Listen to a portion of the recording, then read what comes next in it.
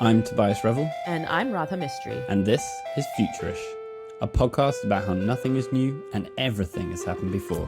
We've been working and playing in futures for over a decade of hype and bluster amidst increasing uncertainty and complexity. In each episode, we explore a recent event or signal for its historical context and speculate on future possibilities. And make it make sense for people like you and me. The deal was that I could have veto power on the first name, and my husband got veto power on the middle name, and he could suggest the middle name. That's a much lower rung in the hierarchy, isn't it? To have Exactly. veto So I was power like, on whatever, the second, that's being the vice president. You're a tiebreaker Exactly. at best. So anyway, he chose Shakur, and he promised me he did not name her after the boxer, and he did not name her after Tupac. And now I'm not so certain, because I think he might have named her after the boxer. But he says he named her after this woman who I think was a Black Panther. Hold on, we're going to Google it. Yes, she was part of the Black Panthers and a member of the Black Liberation Army, and was also, hold on, let's confirm this. We're good researchers. Afeni Shakur, a different person. Not Asata, but Afeni Shakur was Tupac's mother. Anyway, now that we've cleared that very critical matter up. I like how you improved the lore behind your daughter's name live on camera. Tobias, if she ever comes to you and asks you why did my daddy name me my middle name Shakur, now you have it on video. You can tell her. Were you like one of those kids who was like very brilliant in school? I mean, I think all of us who got to this place in life were good at school. No. I wasn't. Really? I was horrible. You weren't good at school? No, let me see. I think I went to a school for nerds. So in the So it's cohort quite a high of bar. nerds, yeah, I was like a B+ A- student, and I tried really hard. I was just horrible at test taking.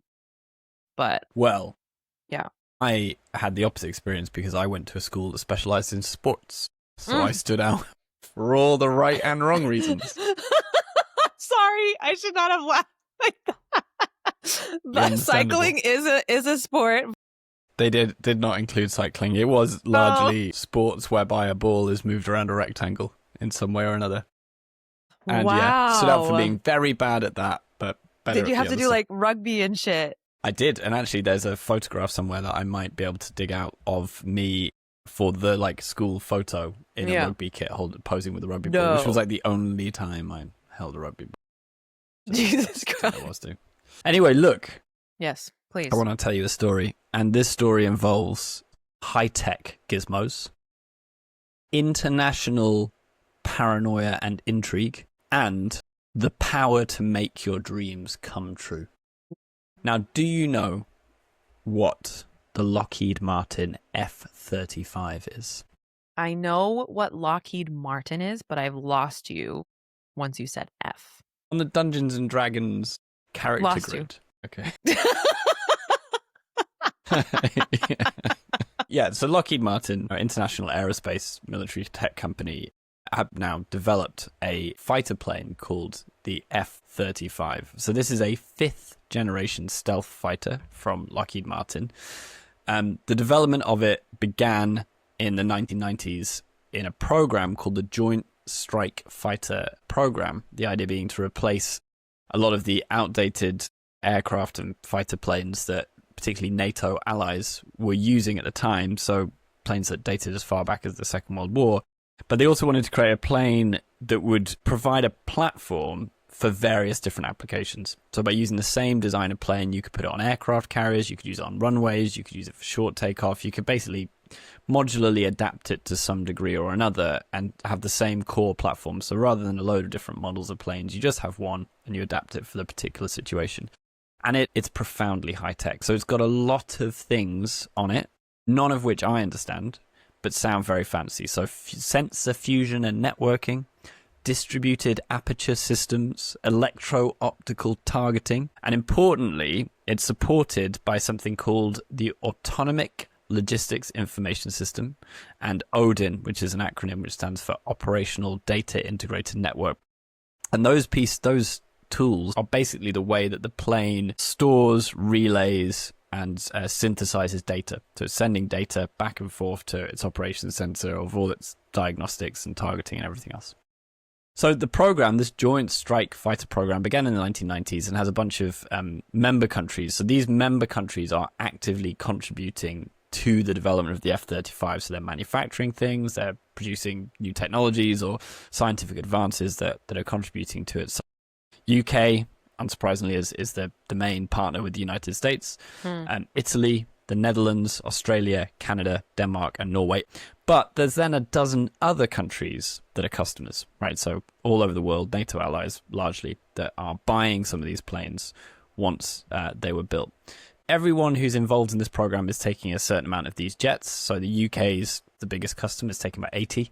Italy's taking about 75. Norway 49. Australia 72. Belgium 42. Denmark 27. How many do you think the US is taking of these F-35s? I don't know, like 300. The United States is buying 2,400 F-35s.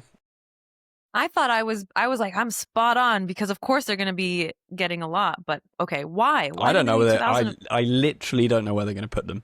2,400 of them. Now, this thing started development in the 1990s, so it's been through all these different geopolitical contexts. In the 1990s, Cold War's coming to an end. You've got Fukuyama's end of history. People are sort of vaguing out on the idea of a strong military. In the UK, for instance, you had a lot of defunding of military capability and sort of, gradual winding down of defense spending. And then, of course, you got the war on terror, and it ramps back up, but it becomes more about covert operations and things like that, and less about direct capability, war in Afghanistan and Iraq. So it's gone up and down all this time. And so part of the purpose of these programs is also it's a political thing. So it does bring the alliance of these countries closer together. It allows them to share technology. And I'm sure with these military programs, you get a lot of second-order innovation that comes out of them. So things like the internet were a product of the military program. It's a little bit of a protection racket in the sense that you want to buy planes from the US to keep them happy so that, if you need them, they'll get into your corner. So how much, Rada, do you think a Lockheed Martin F-35 is going to set you back? $100 million. You're not wrong. You're not wrong. About 100 to 130 million bucks. Yeah, it's going to set you back. I hate that. I know. I hate that I was right about that. So, not something you just nip to the corner shop for, right? It's like the economy of a small country. It is definitely the economy of a small country. The good news is they do have a guarantee until 2088. How? They're imagined to be designed in such a way where they can have this longer life. Do they just retrofit the technological capabilities when that advances? Or is it like a Tesla where you can update a software? Well, we'll get to the updating of the software because that's where this story delves into the murky realms of international And I didn't even look intrigue. at the notes, Tobias. I was just curious. All right. I'm just trusting you here. We're trusting you. Come on. So this is where the news gets interesting because all of a sudden, some of these countries, some of these customers are starting to get cold feet. So Spain and Switzerland have cancelled their order of F-35s. Portugal and Canada have been under incredible political pressure and are reviewing. Now, when Modi was recently over, Trump basically offered him a couple of F-35s, and he actually said, no thanks. So why are these countries saying no to these $100 million F-35s? What do you reckon? There's something glitchy with them. Are they haunted? In a way. In a way. So, in February 2025, you may remember the Vice President of the United States of America, JD Vance, did a barnstorming tour of Europe in which he did a talk to NATO and EU members accusing them of suppressing free speech, right? Basically berating them, many of whom are buying F-35s. And this caused a bit of an uh-oh moment amongst these leaders, right? Where suddenly there's this idea that the US maybe isn't a reliable partner, isn't a reliable ally, that actually all the stuff that got them into the White House isn't just bluster, but is a sort of geopolitical repositioning. And so at the same time, a rumor starts on Twitter, now known as X, that there is a kill switch built into the software of the F-35s. That basically, if countries don't behave in a way that the US is happy with, they can brick F-35s from a distance. What? I am genuinely shocked and not shocked. Is it true, though? Is it true? Well, what do you think? I wouldn't put it past the U.S., man, to do something dirty like that. I think it's a Trojan horse. Have they just been sending these Trojan horses into these countries? Well, officials deny it, right? So the Yes, they Pentagon deny it. actually say it's not possible to remotely control or block an F-35. And even the Swiss, who've cancelled their orders, and the Belgians, who are also reconsidering, have also denied that it's possible. But this is the thing. It's not an unfounded idea.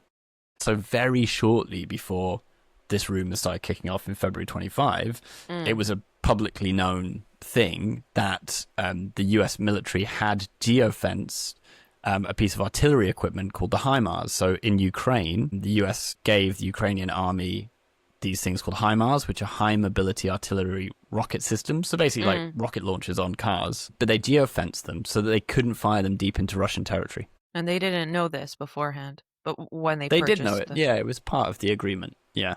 It was part of the agreement. Either way, they've clearly demonstrated this capability to remotely control the deployment of weapons with their allies. You know, there are other reasons why people might have suspected this kill switch was real. So one is it reflects the reality of the complexity of these kind of weapons. So the F-35 apparently has 8 million lines of code. And it's very easy then for trolls on Twitter to suggest that there is a backdoor buried in that code because it's enormously complicated. Yeah. But I think what it, you know, is there a kill switch inside an F-35? And I think there's a compelling argument to say yes, because what it actually reflects is US instability and the reliance that the NATO world allied to the US have on US software and infrastructure being unstable and therefore effectively being a rhetorical kill switch. So whether or not they can literally brick an F-35, they can certainly refuse to connect it to servers, which run all those things, fair. the Odin, which I mentioned earlier. They can certainly refuse to do firmware upgrades and things like that. Damn. So whether or not there's a literal kill switch, there's certainly this sense that that the US has the ability to control the deployment of these weapons in a way that allies would rather it didn't, which is a concept which we will come back to called weaponized interdependence. Weaponized interdependence. Okay, I'm learning a whole bunch of new things. Continue. What's the thing that they say that like there's like a meme or something going around about like marriage? Weaponized incompetence is what it is. So the F-35, you've got this enormous program, it's been going on for decades, it's part of the story of geopolitical relationships and US hegemony over the world, really, through a whole load of different eras of military and geopolitical statuses. Suddenly, JD Vance, amongst other people out there in the world, destabilizing US interests. Rumour spread at the same time, because these stories started emerging in like April, May 2025, that there's a kill switch in the F-35s and countries are literally stopping to order it. But we could say that it's more of a rhetorical kill switch than a real one. So, Rada, that's gadget number 1. Oh my gosh. And I found a Reddit thread. Let me not do this right at this moment, but for later, for funsies. Reddit is like our Bayo tapestry. It's got a lot of stuff on it and not much of it's true. But it's interesting, and I think it helps to expand the realm of possibility. Don't you think? Yeah. So other than big fancy planes, what else is a major concern in the world of US exports right now? I don't know, cars? No one's buying US cars, Rada. That's a myth. What else do we produce here? Soybeans, corn. You're missing the goose that laid the golden egg.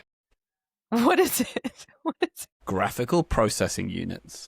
GPUs? GPUs. That's what we're known for out in the world over there? So NVIDIA. Yes, I'm very familiar with NVIDIA, yes. Accounts for 86% of the AI chip market. What?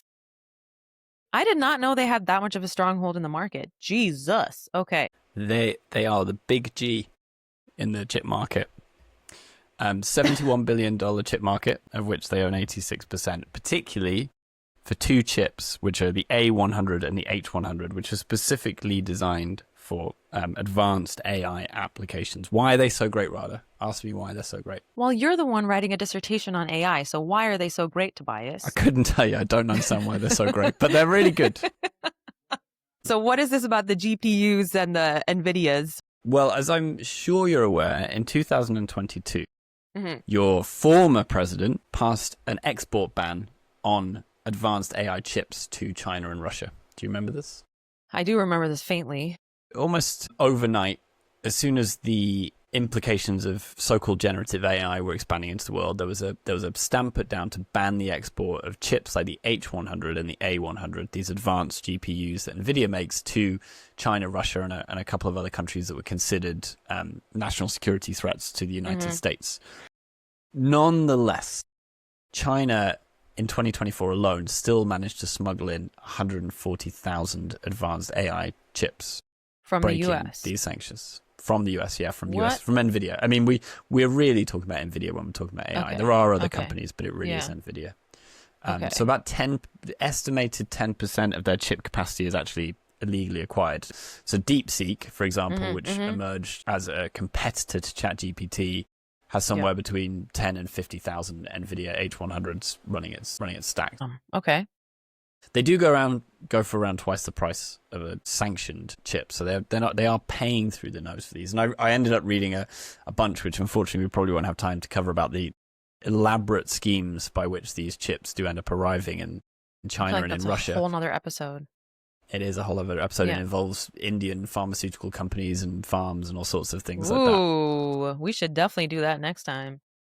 Anyway, safe to say this fight against the export of these chips to China in particular is not going great. And there's a couple of things going on at the same time to try and prevent that. So, for instance, NVIDIA have been what I would call downwardly innovating.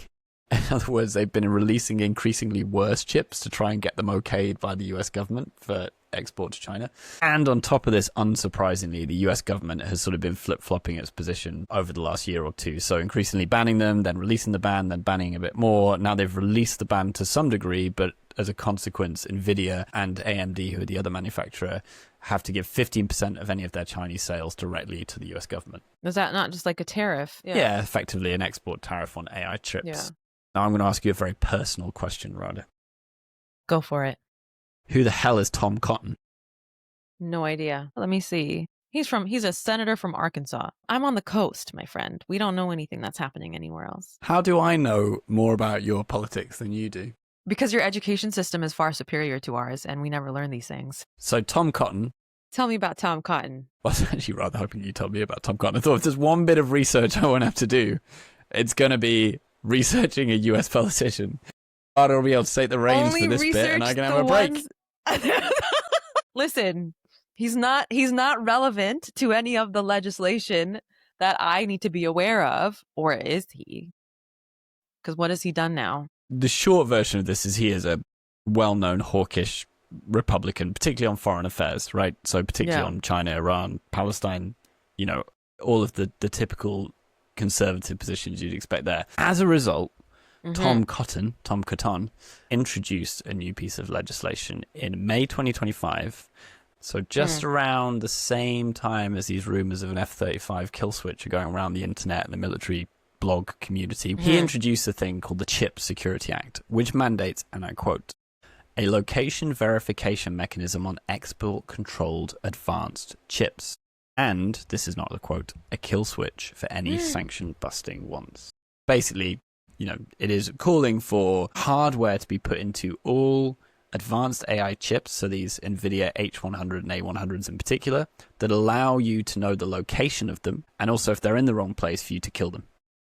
Oh my gosh. So caught red-handed, the US government installing a kill switch inside of consumer hardware, and not for the first and probably the last time. So if you were challenged, let's say you're at work one day and someone runs up to you and goes, Rada, we need to track the location of all these chips. You're talking about hundreds of thousands of these chips going all over the world, millions of them. How are you going to track them? I don't know, satellite something? How do you track AI? GPS. Not AI, GPS. chippies. Now, unfortunately, GPS won't work. For one, it's very easy to spoof GPS if you are intending to spoof GPS. And also, most data centers have radio frequency shields anyway, for obvious reasons. They've got lots of complicated equipment in there they don't want busting. So there's a proposal to use a process called landmarking. And I'm just going to quote for what landmarking is. So servers set up in data centers distributed around the world, these landmarks would send signals to AI chips, which would then respond. The time it takes to send and receive the response would be used to calculate the maximum possible distance of the chip from the landmark. It's like echolocation. It's echolocation, but for server stacks. But yeah, for so server you stacks, just ping each other and you calculate how long it's taking from different locations, and from that you can sort of draw a map. Now, this is the current proposal as it is, in August 2025, a few months down the line. We don't know what's actually being proposed behind closed doors. Even with this proposal, there's loads of problems. It's not hard to intentionally slow down a connection or a signal so that you can spoof them again. You also have the very real possibility that you can just run server centers that aren't connected to the internet in order to train things on. They don't have to be connected to the internet, or they can be on private internet. I mean, this proposal, which is a legitimate proposal, a demand for kill switches to be put inside AI chips, has already caused the Chinese government to summon NVIDIA representatives to ask if existing chips have already got these backdoors in. Can I ask a couple questions? The first one being like, it's a little bit sneaky, right? Because you could kind of get like a heat map of where activity is happening across potentially enemy lines or behind walls that we're not supposed to technically have access to. One, is that even possible by just kind of using this like echolocation method? And then the other piece is, I'd imagine it kind of almost propels a further like fragmentation of our digital territories in some manner. And how much more is that going to mess up everything out there? To your first question, which is easy to answer, this landmarking, you wouldn't really be accessing any data on those servers. You'd just be pinging them to see where they are. The second question, though, is one of the things that I think is particularly interesting about this. I mentioned earlier the idea of weaponized interdependence. So an economist called Henry Farrell coined this term in 2019. And originally, this idea was seen as quite a positive thing. So, for instance, rather than going and doing military interventions against Iran, for example, and their nuclear weapons program, you could just sort of lean on the supply chain to make the production of nuclear weapons really hard, right? So it was imagined to be a much more peaceful alternative to military conflict, to use the interdependence of globalization and supply chains in order to force preferable behaviors from adversaries.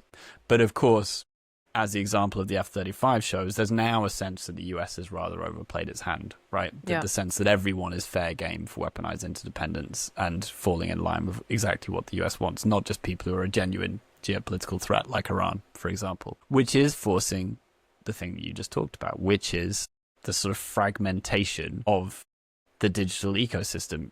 Ideas that we look at like onshoring, so bringing supply chains onshore. Some of the countries like India and I think Singapore, who, for instance, are turning down the F-35s, are either looking at homegrown alternatives or alternatives with nations they feel are more reliable. So in some cases that benefits Europe, and tragically in others it benefits Russia. But also the idea of air gapping, which is really interesting. So there's an increasing push to create systems that are disconnected. Again, thinking about these chips that potentially have kill switches in. So rejection of US connected systems is unreliable and potentially risky. And we're starting to see this, unsurprisingly still, in military context. Starting in around December 2024, the Ukrainian and Russian militaries started for the first time to use fully autonomous drones.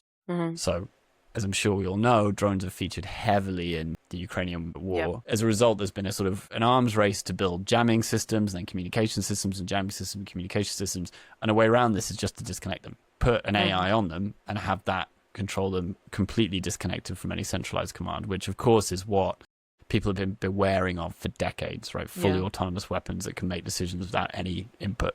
Obviously, we don't know the exact degree to which those weapons platforms do have human input because it's sort of secret. They don't want anyone else to know. But it is confirmed that taking advantage of this conflict, US and European firms like Anduril, who are Palantir's even less savory baby brother, testing fully autonomous weapons in and around the Ukrainian conflict. So right now, the US military with some private military contractors are testing a thing called Ultra, which is essentially a fully autonomous vehicle. Do you want to know what the most interesting thing is about this? I sure do, Tobias. Yes. I mentioned three things at the beginning, which were 2 fancy gadgets, international paranoia, and making all your dreams come true. Yeah. And this is a brilliant example of a thing that we call hyperstition. Hyperstition, okay. So hyperstition is a portmanteau that merges hype and superstition, where basically things that people are hyping up or superstitious about end up becoming real as a result of that hype or superstition. So here's my theory where I'm going to land on. The very fact of a rumor about a kill switch in exported F-35s caused Tom Cotton to actually put kill switches in AI chips. So the thing that was a rumor and an imaginary became real as a result of it being an imaginary. It's a little bit of the it's a bit of the like Minority Report effect as well, isn't it? It is entirely, yeah. So Nick Land talked in High Position actually mostly looking at science fiction and the idea that fictions do become real through the repeated kind of invocation of them in the development of real technologies. And this is a great example, I think, of a hyperstition. This is something fun. that seems kind of ludicrous, like putting a kill switch in millions of chips and sending them around the world, becomes real because there's a pre-existing rumor that the US is already installing this stuff in their hardware. Self-fulfilling prophecy, my friend. But to be fair, like this is so much of what we do for our day jobs, right? Is that if we can help people conceive of what could be, and if you can kind of like prototype these narrative worlds or these scenarios or these visions of alternate realities or potential futures, that we could design towards them in some way. So it's not so different than what you and I do for those medium-sized bucks. Yeah, well, if you imagine it, you can do it, right? And we've talked before about flying cars as a great example of a pre-existing imaginary. There are no flying cars, but if you talk to almost anybody and go, what's a flying car? They'd tell you what a flying car is. Yeah, but that's also been fed to us through so much media. So like we have these visions because they've been created in some manner. Yes, they don't exist in our existing reality, but they do exist in the story worlds that we perceive, right? There's something to do with this idea that there's this feedback loop between how we're interpreting what's already happened with what's going to happen. If, for instance, 2021, 2022, someone has started a rumor that there's a kill switch inside the F-35, everyone would be like, that's crazy talk. But suddenly it reflexively becomes a real possibility when you've got JD Vance sort of crapping all over EU leaders in public and talking about, defunding NATO and all that sort of stuff. Do you remember this show on the BBC in 1966 called Tomorrow's World? Yes, of course I do. I watched it as a kid. It was on in the 90s. There's like a clip that has gone around the internet forever now, and it's a black and white clip. They're asking these kids from the 60s what they think the future is going to look like. And one of the little boys says like that he imagines that in the year 2000, he would probably be attending a funeral for a robot and that our pills are food and stuff like that. And so it's like, also, where are these children getting these ideas for what could be? Because some part of this is that we've imparted the language for them to talk about this stuff, right? Like what even is a robot at that time? What is a food pill? What are all those things? So I feel like, to me, there's always something interesting about that is, where do people get the inputs to conceive of these futures that can feel in moments quite unfamiliar? If you were looking at this from a critical perspective, you would probably say that this is Mark Fisher's ontology, that actually we have very few futures and they are endlessly recycled. Yeah. And we have a kind of, and the thing that's pulling us towards them, the thing that's pulling us towards the food pill or the robot or whatever, isn't actually a pull from the future, it's a nostalgic pull from the past. Mm-hmm. And we just try and recapitulate it in each age with each new technology. It's the same future, just redone with a slightly different aesthetic and a slightly different color and, slightly different form, but it's the same set of ideas. What is our podcast about? Nothing is new and everything has happened before. Is that what we talk about? Truly. And this should be our sign off. Truly. Nothing is new and everything has happened before. Tobias, that was so fun. This was great. It is catchy. Remember, folks, nothing is new and everything has happened before. All right. Speak to you next time.